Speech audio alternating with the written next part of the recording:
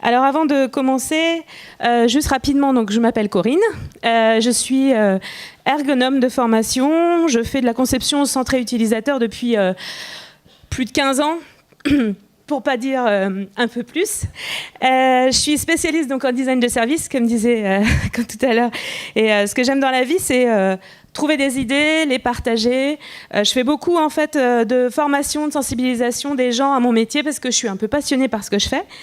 Et en fait, ce que j'aime bien aussi, c'est pas me prendre trop au sérieux. Donc voilà, et tout ceci est plutôt raccord en fait avec ce que je suis et ce que je voulais faire quand j'étais petite, parce que c'est pour ça que j'ai mis la boule à facettes. Quand j'étais petite, je disais à mes parents, moi ce que je veux faire, c'est maîtresse la semaine et Claudette, Claude François le week-end. Et finalement, c'est un peu ça en fait qui m'amène ici. Faire des claquettes. 2 mots sur mon entreprise, Click Group, qui est une entreprise de services numériques qui a 30 ans cette année. Pour fêter ça, on a été au Monténégro pendant 3 jours, c'est sympa.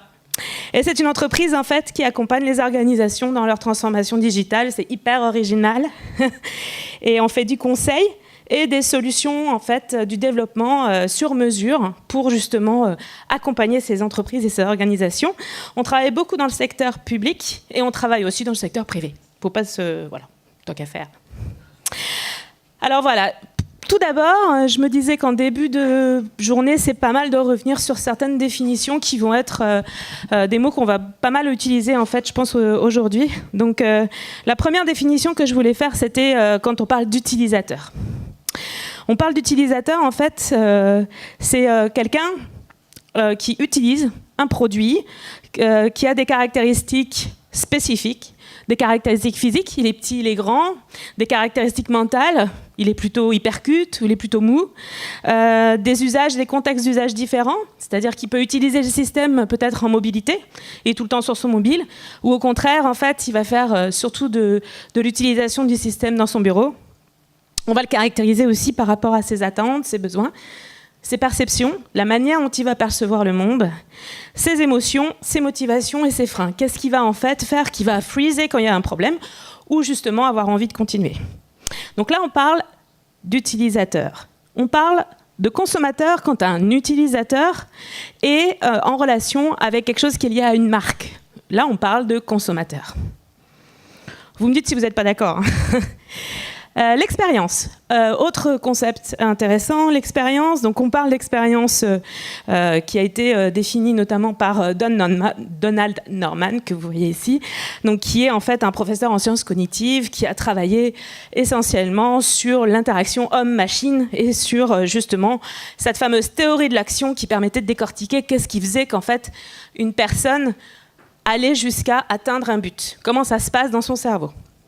Donc lui, en fait, il a défini l'expérience comme tous les aspects liés à la manière dont les gens utilisent un produit interactif. De la sensation du produit, c'est doux, c'est rugueux, etc., jusqu'à la compréhension de l'environnement dans lequel on va se trouver, le ressenti durant l'usage, est-ce que c'est intéressant, confortable, est-ce que ça me procure un peu de plaisir, l'accomplissement des buts, évidemment, j'atteins mon objectif ou pas, et puis l'adéquation avec le contexte global dans lequel les utilisateurs se trouvent.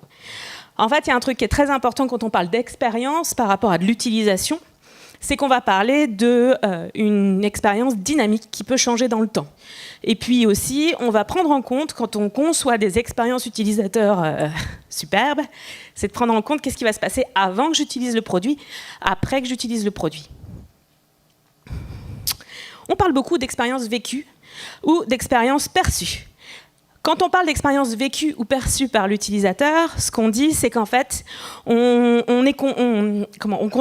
l'expérience en fait, est constituée de 3 choses à égale proportion. La première, ça va être le fait qu'on arrive ou non à atteindre son objectif, c'est quand même la chose la plus importante. Ensuite, l'effort qu'on va mettre, le degré de facilité en fait dans la tâche. Et le 3e point, c'est tout ce qui est lié à l'émotion qui va en découler. Le plaisir que je vais avoir à utiliser ou non ce dispositif. Dernière définition, le design. Le design, en fait, c'est un mot qu'on utilise beaucoup, qui peut être parfois utilisé à mauvais escient. On va ici juste définir le design. J'ai pris la définition de l'Agence française des designers pour remettre les choses au point. Donc, ils disent que c'est un processus intellectuel, créatif, pluridisciplinaire, humaniste, donc dont le but est de traiter et d'apporter des solutions aux problématiques de tous les jours, petites et grandes, liées aux enjeux économiques, sociaux et environnementaux. C'est un peu large. Et en fait, là, ce que je vous ai mis, c'est la photo de monsieur John Hesketh, qui est décédé maintenant, mais qui était écrivain et conférencier britannique, et qui, lui, en fait, expliquait que le design, c'était... il est beaucoup utilisé, ce mot, parce qu'en fait, c'est aussi parce qu'il a à la fois un concept, un verbe, une activité, un produit, un peu utilisé à toutes les sauces. Puis il y a autre chose qui est utilisé un peu à toutes les sauces, c'est le design thinking. En fait, le design thinking, c'est un terme au départ qui a été inventé par une boîte hyper maligne, IDEO, aux États-Unis, pour marketer en fait la démarche design issue du design industriel. Et en fait, ça a été appliqué au design interactif depuis très longtemps, cette méthodologie, de nombreuses années, enfin au moins 10, 15, 20. Et en fait, Natasha Jen, qui est là sur votre écran, est un designer, un professeur connu et reconnu, et expliquait dans une conférence en début d'année que en fait, le design thinking, pour elle, c'était du bullshit, mais que c'était bien utile parce que ça permettait en fait aux designers de parler aux non-designers et d'expliquer ce que c'est finalement que le processus de concevoir quelque chose, avec un cadre, des étapes, expliquer étape par étape, et en plus, bon, elle était un petit peu coquine, elle disait ce qui est top, c'est que les gens ont le sentiment de pouvoir tous faire du design. Et donc du coup, ils sont plus à même d'utiliser nos méthodologies pour pouvoir faire du design centré sur l'utilisateur qui fonctionne. Mais nous, on sait bien en tant que designer que c'est pas aussi simple, parce qu'il n'y a pas de recette. On en a déjà parlé tout à l'heure. Donc en fait, juste pour dire, le design thinking, ce n'est pas simplement un atelier post-it. D'accord ? Nous, ce qui nous intéresse, c'est vraiment la vérité qui est ailleurs, dans tout le processus, en fait, vraiment du design. Le processus du design, il a été simplifié et présenté de manière compréhensible, notamment par le Design Council. Et on parle à ce moment-là du processus en double diamant. D'accord ? Donc 2 diamants que vous voyez ici, qui en fait expliquent bien ce que fait un designer. C'est-à-dire qu'au départ, il va partir en fait d'une question, d'une intention. Il va justement essayer d'élargir le champ de recherche pour essayer de qualifier la demande qui lui a été faite et de comprendre en fait, d'avoir le maximum d'informations sur le contexte, les parties prenantes, les activités réelles, et puis ensuite être en capacité justement de réduire la question l'attention à quelque chose qui est vraiment important, la vraie question. Quel est le vrai problème à résoudre ? Parce que parfois, on demande, on missionne des prestataires pour faire quelque chose et en fait, le vrai problème est ailleurs. Donc ce premier diamant, il est nécessaire pour essayer d'avoir le maximum d'informations. C'est là qu'on va faire la recherche utilisateur sur le terrain notamment. Et pour pouvoir ensuite se concentrer et identifier la bonne opportunité ou la bonne idée ou le bon problème qu'on veut résoudre. Ça va jusque-là, c'est clair ? Donc ça, c'est le premier. Deuxième point, donc on a tiré le fil de la bonne idée, parce que c'est un petit peu complexe, hein, évidemment, quand on est missionné sur ce genre de mission. Un peu tautologique, mais c'est pas grave. Et donc là, on est en présence d'une vraie opportunité qu'on aura identifiée, et on va faire en sorte de pouvoir la maqueter, la concrétiser, faire en sorte de la tester pour pouvoir l'améliorer, pour arriver à la fin du processus, c'est le dernier la petite boule rouge que vous voyez à la fin, à un concept fonctionnel qui va permettre justement d'avoir une démonstration de faisabilité de l'idée. C'est toujours clair ? Donc en fait, on voit que ça, c'est un petit peu plus complexe que juste un atelier post-it. Voilà. Alors maintenant, on va rentrer dans le cœur du sujet. Là, c'était juste une petite introduction. Et on va vous raconter une petite histoire. Donc là, quel rapport avec la transformation digitale de tout ce qu'on a dit là ?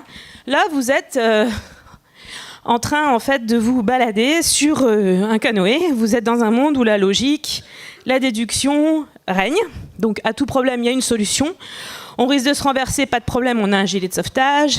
C'est un monde simple où tout est inscrit dans le long terme, et donc si on sait quoi en fait, on arrivera avant la nuit, si le guide il nous l'a dit, pas de souci, c'est prévisible, on a regardé la météo, donc c'est parfait, on va pas y aller, enfin, on va pas trop se fatiguer parce qu'on a regardé sur la carte, il n'y a pas de rapide. Et donc, du coup, il y a peu de crises graves aussi qui peuvent survenir parce qu'on va éviter notamment de parler de choses qui posent problème pendant la balade et on va éviter les problèmes qu'il peut y avoir. Donc, du coup, c'est confortable. On va faire une expérience qui est finalement assez confortable. Mais ça, c'était le monde d'avant. D'accord ? Maintenant, en fait, on arrive dans le monde d'aujourd'hui, qu'on qualifie, je ne sais pas si vous avez déjà entendu parler de ce mot-là, de cet acronyme, le VUCA en anglais et VICA en français. Donc le monde qui est hyper agréable et confortable. Il est volatile, incertain, complexe et ambigu. Voilà. Là, bienvenue. Et donc, du coup, en fait, ce monde, pour pouvoir le maîtriser, enfin, je veux dire, au moins pouvoir bouger à l'intérieur sans trop de problèmes, ça va être un monde dans lequel il va falloir s'adapter, il va falloir être réactif, il va falloir gérer l'imprévu avec de l'agilité et de l'opportunisme. En fait, ce monde, c'est juste bienvenue dans l'ère du digital. Voilà, donc ça, c'est Jeff Bezos d'Amazon. Donc on va pas mourir en fait, hein, c'est juste qu'on va devenir tous digitaux. Ok, très bien. Et donc du coup, ce monde connecté, qu'est-ce qu'il a comme impact en fait, ce monde connecté? Qu'est-ce qui se passe?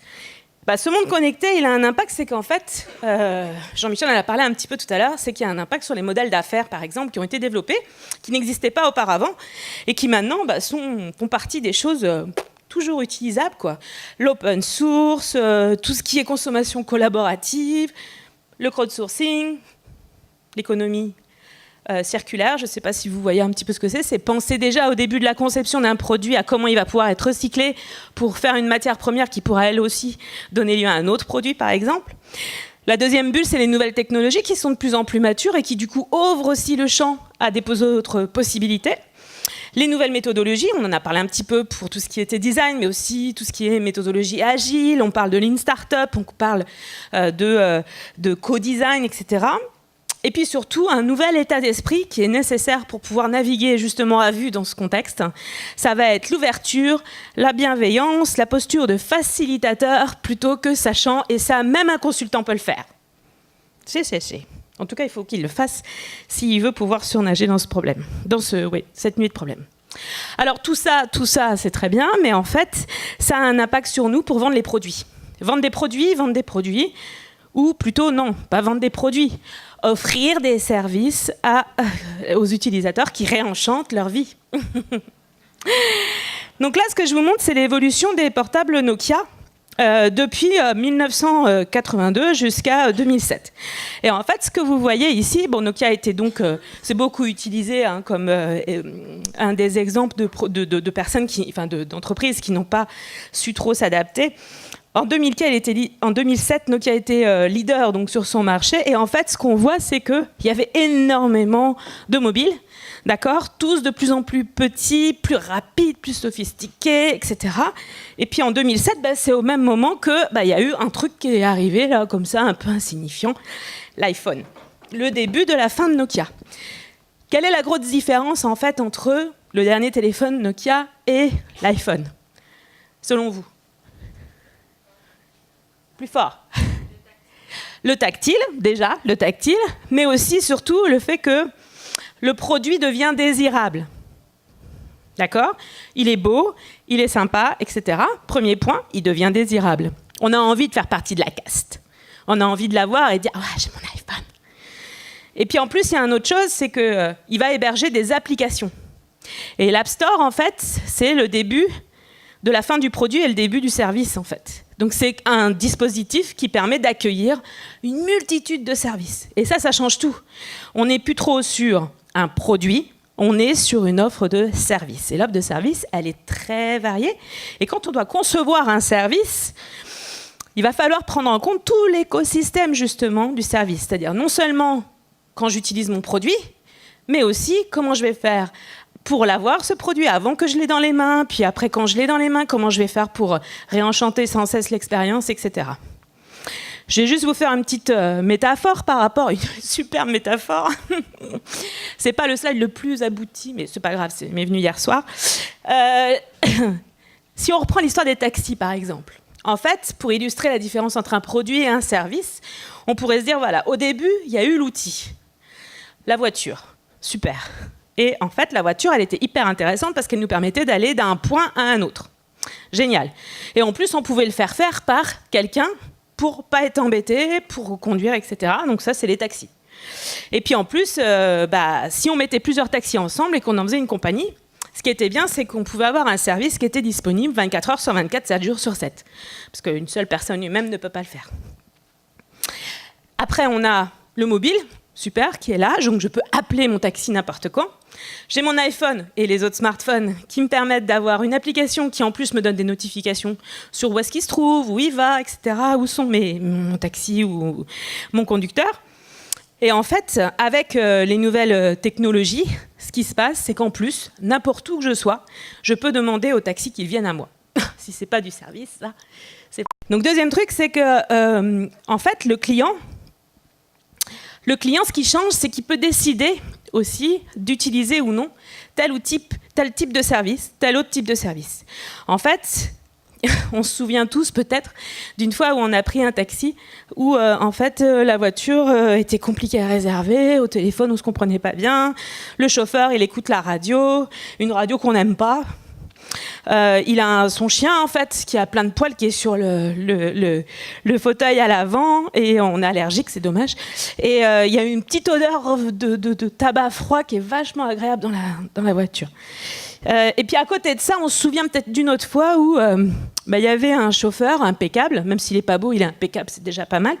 Impeccable, il est venu nous ouvrir la porte, puis il nous a proposé une petite bouteille d'eau réfrigérée, et puis de quoi charger son mobile, hyper important, parce que le mobile, quoi. Et là, en fait, on peut se dire qu'il est vraisemblable que tout être humain peut-être privilégiera le second service par rapport au premier service. Donc en fait, ce qui se passe, c'est que l'offre est là, la concurrence est là, et donc du coup, là, il va falloir remonter dans la chaîne de valeur pour essayer de faire en sorte d'être le meilleur pour atteindre le client. Donc c'est un peu comme ça qu'on est passé de la voiture au taxi, du taxi au G7. En France, c'est G7, je ne sais pas vous, c'est quoi les compagnies de taxi, et puis de G7 à Uber. En fait, une bonne expérience, finalement, si on essaie de résumer ce que je vous ai dit, c'est à la fois quelque chose qui est très simple, hein, c'est au croisement en fait, de ce que veulent les utilisateurs, que ce que les clients veulent faire, et de ce que vous aimeriez qu'ils fassent. Ça, c'est la bonne expérience. D'accord ?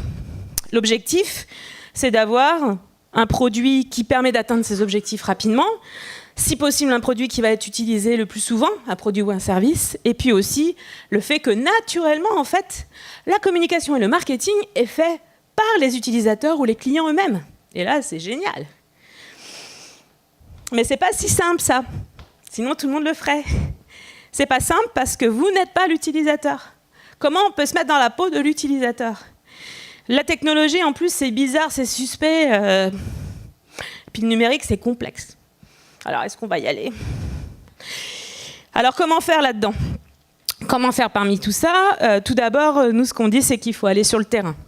Aller sur le terrain, ça veut dire aller voir les gens, en vrai, les gens qui utilisent déjà votre service ou votre produit.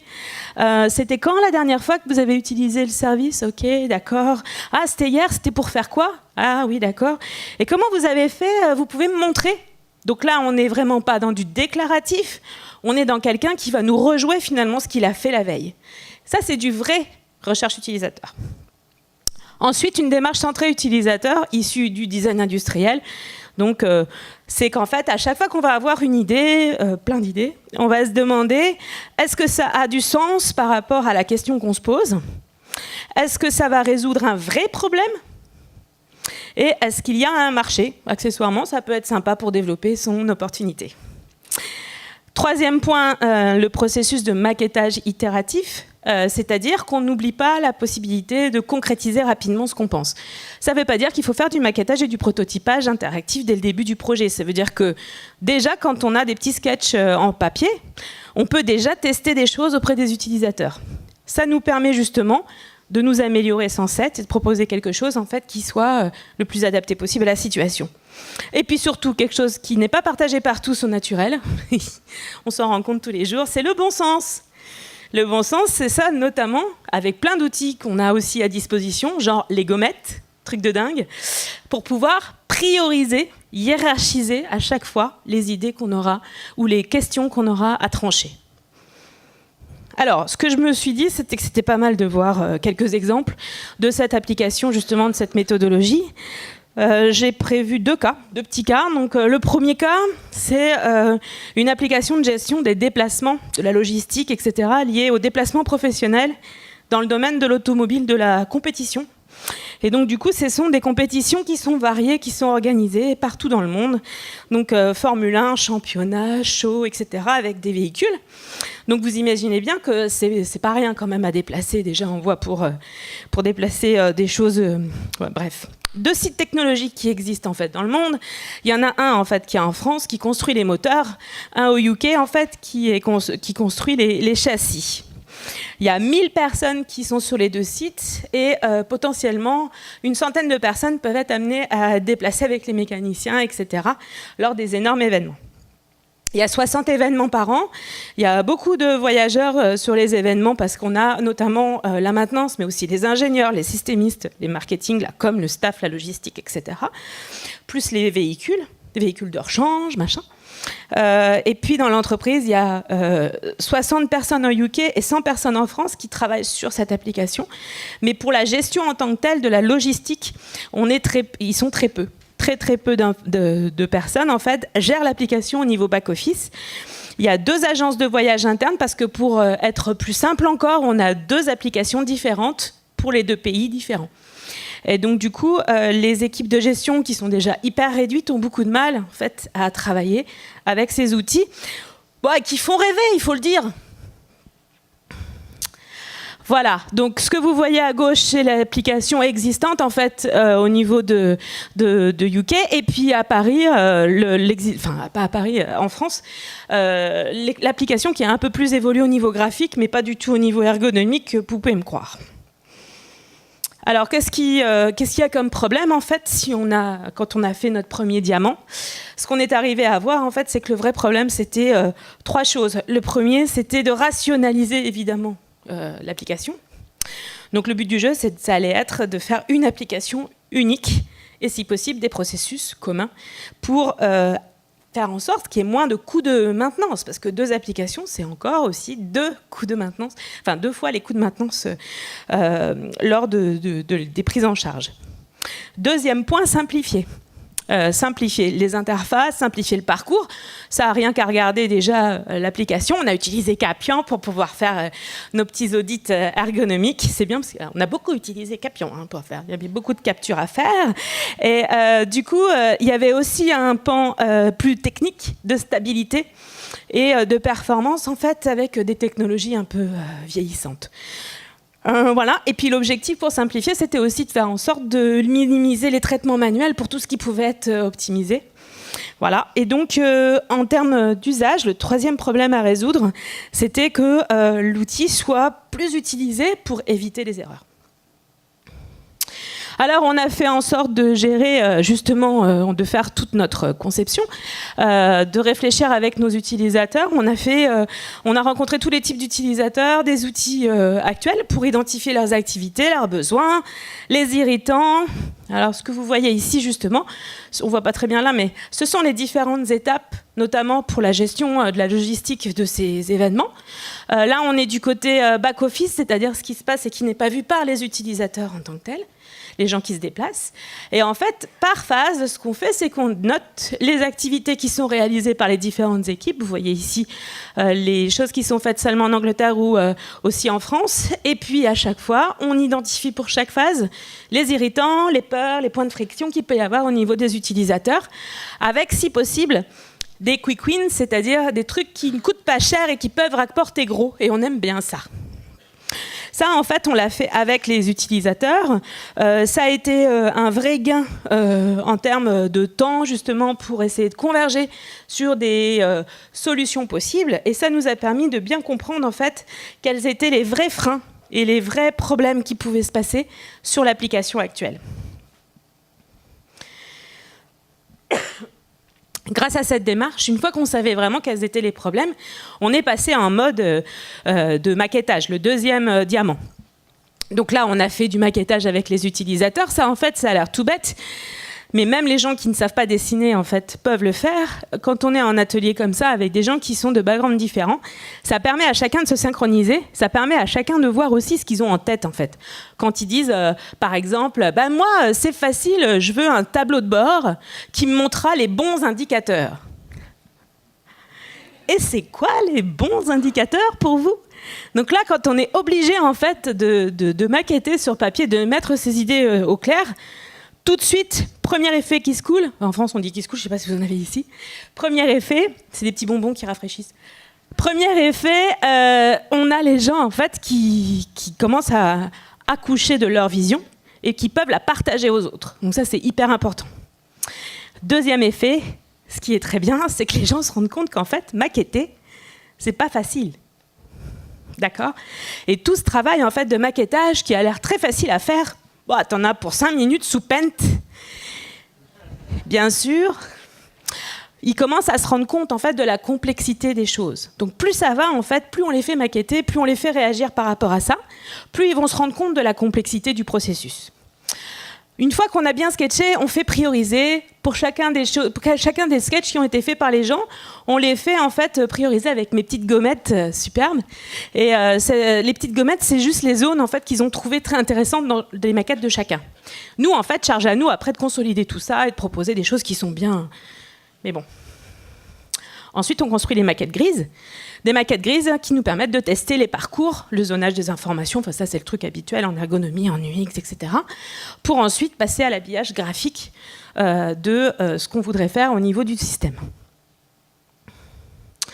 En fait, les solutions qui sont apportées et les bénéfices là, pour cette application, ça a été qu'on a fait un cadrage avant le projet, qui nous permettait en fait de mettre toute la démarche centrée utilisateur en mode agile dès le départ et d'essayer de faire en sorte de bien comprendre les vrais enjeux.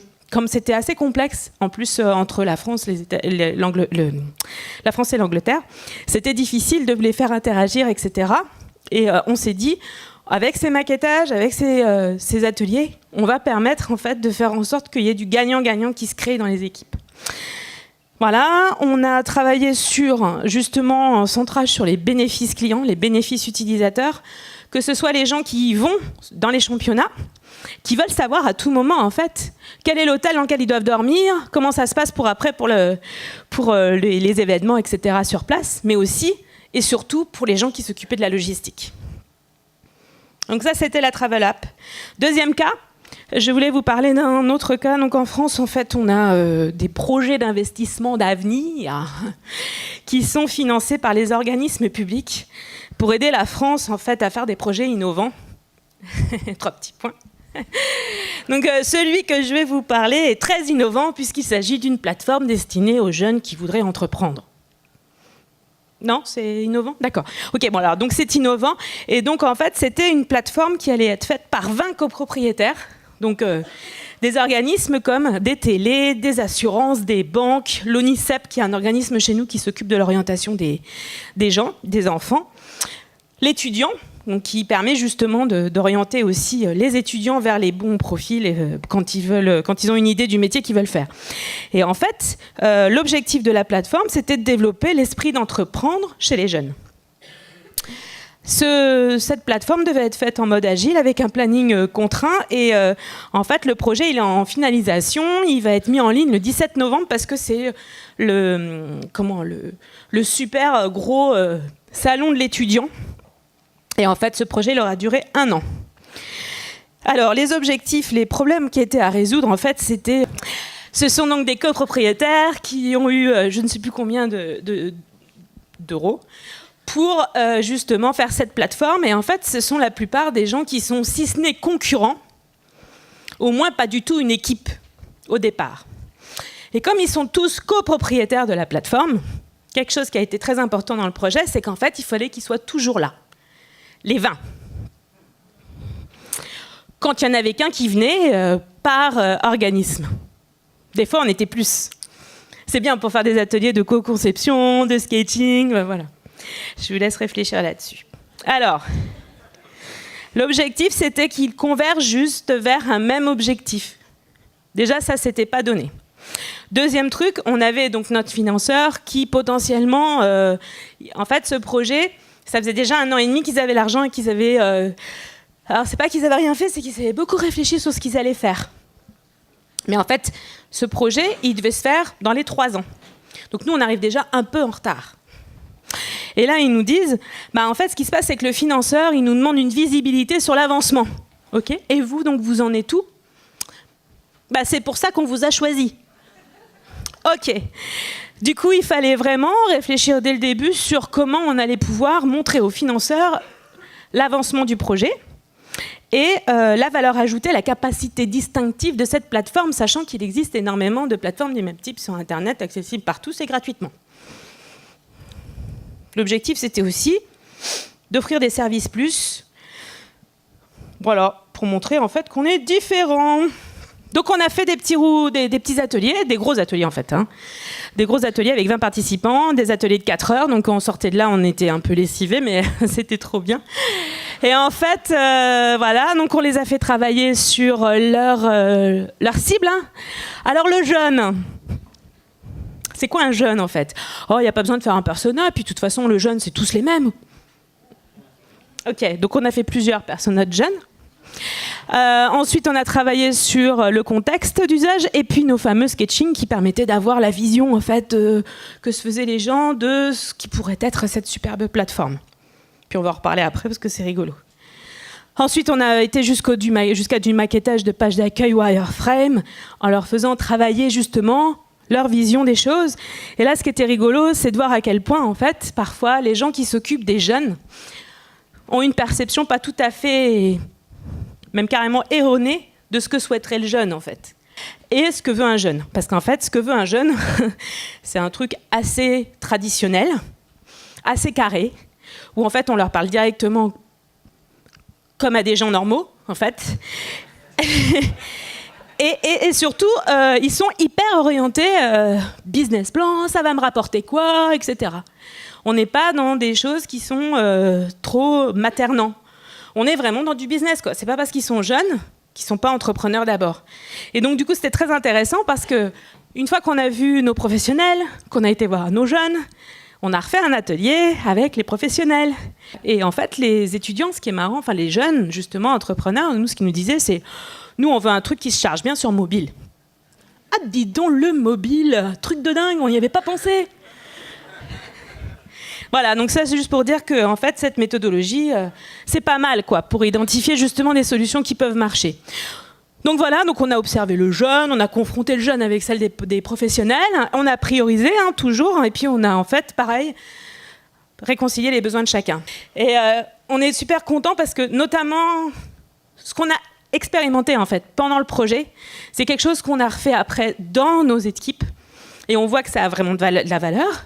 Puis en plus, on a fait quelque chose qui était intéressant, on a été intéressés, on ne s'est pas endormi pendant les ateliers, et en plus, on est fiers de ce qui sort.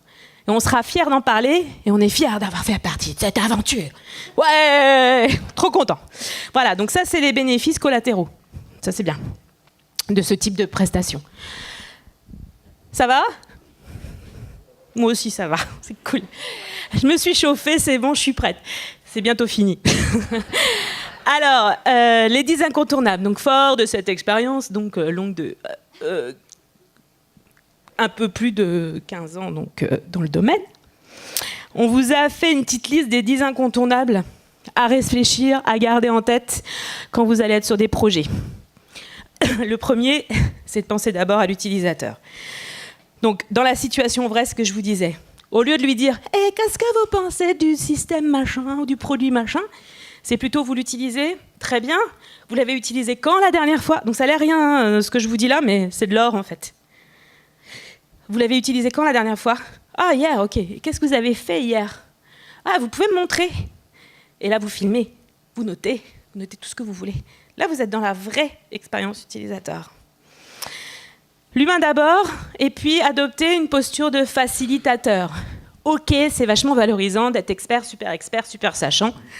Sauf que quand on est justement dans des systèmes où on veut que les gens puissent collaborer, coopérer, il faut qu'il puisse justement s'exprimer. Et pour s'exprimer, il ne faut pas qu'il y ait quelqu'un qui est tout le temps en train de dire non, parce que monsieur machin, en 1999, il avait déjà dit que ta. Donc il va falloir que le super sachant ou les super sachants puissent se mettre dans une posture qui va, en fait, être une posture de jardinier, où ils vont pouvoir faire pousser, germer toutes ces petites idées qui sont multiples en fait dans les têtes des gens. Troisième takeaway, c'est un peu décalé mais c'est pas grave. Faire vivre le co-design. En fait, ce qu'on sait, et ça vous allez le voir certainement, enfin vous l'avez déjà vu plein de fois, c'est que quand on expérimente quelque chose, il n'y a rien de mieux en fait pour pouvoir capter ce qui est bien, ce qui n'est pas bien. Une fois qu'on a expérimenté, ça vaut 1000 mots en fait. Et nous, on essaie tout le temps de sensibiliser, d'évangéliser dans nos métiers. Et en fait, on voit que quand les gens expérimentent la chose dans un atelier, et ben, fatalement, ça leur rentre directement au cœur, pour pas dire dans le cerveau. D'accord ? Donc, faites vivre en fait cette expérience. Peut-être que vous, en fait, quand vous allez revenir, vous pouvez vous expérimenter les chapeaux de Bono tout à l'heure de Laure Gabriel, vous expérimentez un peu de co-design, vous faites du sketching, là, machin, et puis peut-être que justement, les gens en fait vont mieux comprendre votre démarche. Quatrième point, faire confiance au processus. Ça, c'est hyper important. On a des fois dans nos entreprises des gens qui sont un peu sceptiques. Un peu sceptiques. Un tout petit peu sceptiques. Et ils essayent de vendre le process de design. Ben, c'est bizarre, les gens, ils n'achètent pas. Ben, parce qu'en fait, ils n'ont eux-mêmes pas confiance dans ce qu'ils vendent. Et ça, on le sait dans la vente, quoi. Si on n'est pas convaincu que le truc, en fait, il est valable à vendre, ou en tout cas, il va nous rapporter de l'argent si on vend, enfin bref, on ne peut pas vendre. Et donc, du coup, en fait, ce qui se passe dans les projets, c'est que souvent, au début du projet, après la période enchanteresse de quand on a gagné, hein, on sait la petite courbe. Hein. C'est le problème des projets. Les chefs de projet connaissent bien cette petite courbe. En fait, ce qui se passe, c'est que à un moment, les gens commencent à avoir peur parce que ça prend du temps, parce que c'est pas tout de suite. On n'est pas orienté tout de suite solution, parce que nous, notre objectif, c'est de rester longtemps sur le problème pour comprendre quel est vraiment le vrai problème auquel on pourra ensuite peut-être apporter des solutions. Et ça, c'est hyper frustrant.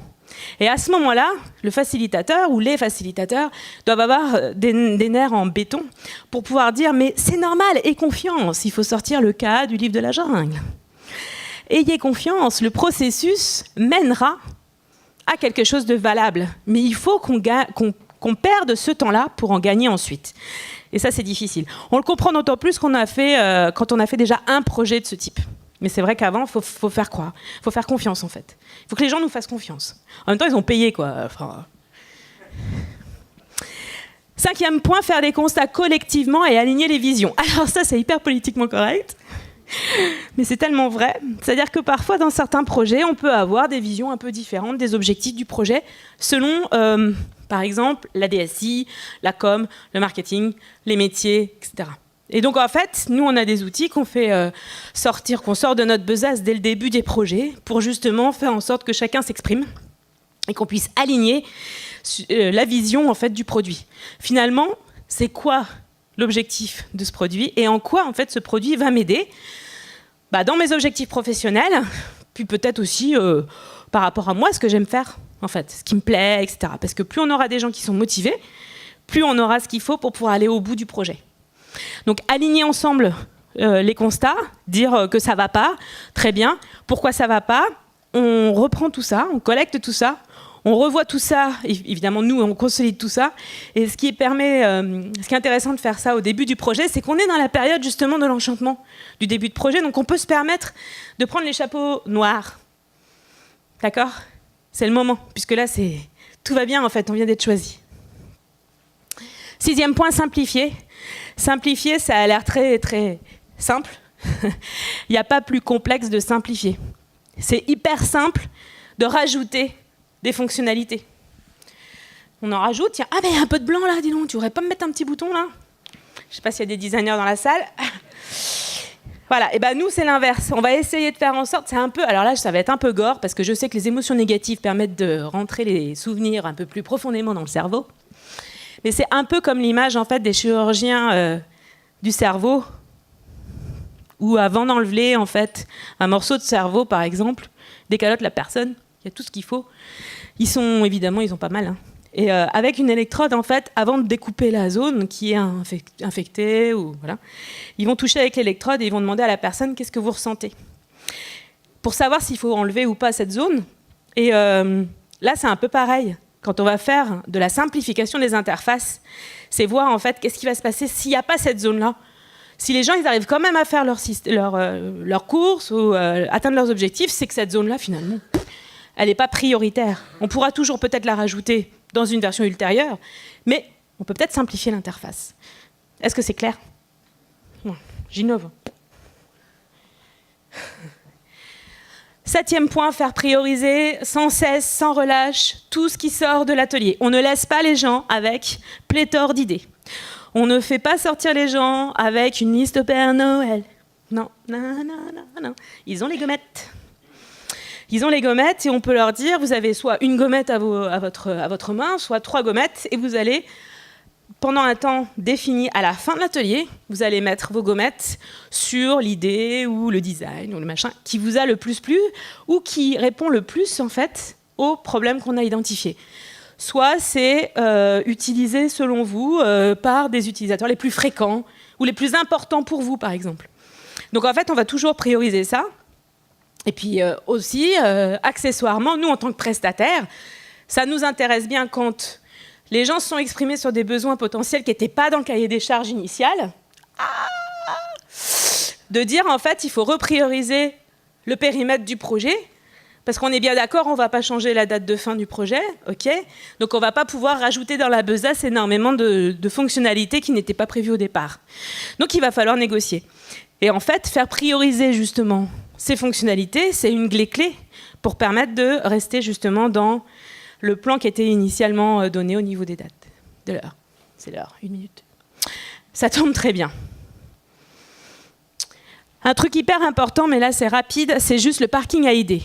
Tous les gens, en fait, quand ils vont comprendre que c'est hyper important, on a la possibilité de s'exprimer, ils vont vouloir s'exprimer tout le temps, ils vont avoir des idées super, des idées super, et des idées qui sont peut-être pas tout à fait au niveau qu'on attendait, quoi. Par contre, ces gens-là, il faut à tout prix qu'ils puissent s'exprimer. Donc, ce qu'on fait, nous, de manière hyper opérationnelle, c'est qu'on fait un parking à idées. Et donc, cette idée, on l'a, on écoute bien ce que tu dis. Bon, c'est peut-être pas la plus importante, mais on va la mettre là dans le parking à idées. Donc, on ne l'utilise peut-être pas maintenant, mais on la ressortira au moment opportun. Important. Devenir partenaire, important aussi. En fait, pour être VICA-proof, c'est-à-dire volatile, incertain, il va falloir qu'on soit partenaire avec nos clients, partenaire avec les gens avec lesquels on va travailler. L'engagement, la responsabilité doivent être partagées, parce que justement, ça aussi, ça fait partie des valeurs du nouveau monde. La transparence, bref, dans les faits, normalement, on devrait devenir de prestataire à partenaire, pour avoir confiance dans l'équipe. En fait, on sait par exemple en coaching d'équipe, que la pyramide de Maslow, vous connaissez, les besoins, etc. Enfin, c'est les besoins dont on a besoin, important pour les gens. Ce qu'on sait en fait, c'est que pour une équipe, le socle qui est hyper important pour que l'équipe fonctionne, c'est la confiance dans les autres et dans les compétences que les autres ont pour le projet. Enfin, dernier point, c'est dans l'adaptation que les entreprises seront les plus stables. Il y a comme un hiatus. En fait, si on sait s'adapter, on sera stable. C'est pas sans bouger qu'on pourra s'adapter et qu'on pourra survivre. Donc nous, ce qu'on dit, c'est qu'il faut trouver votre routine pour le changement. Il y a des boîtes en fait qui font appel à nous, par exemple, pour faire des ateliers Kill Your Business, où en fait on va se dire, tiens, voilà, qu'est-ce qui pourrait être des choses auxquelles une start-up pourrait nous attaquer et comment on pourrait y répondre. Si on fait ça tous les mois, toute l'entreprise ou toute l'équipe, ça peut être pas mal parce que ça nous donne la possibilité de réfléchir et d'avoir l'idée d'être plus agile. C'est la fin. Si vous offrez un service irréprochable, unique et expérientiel, vous n'avez plus de concurrents. Je vous laisse réfléchir là-dessus.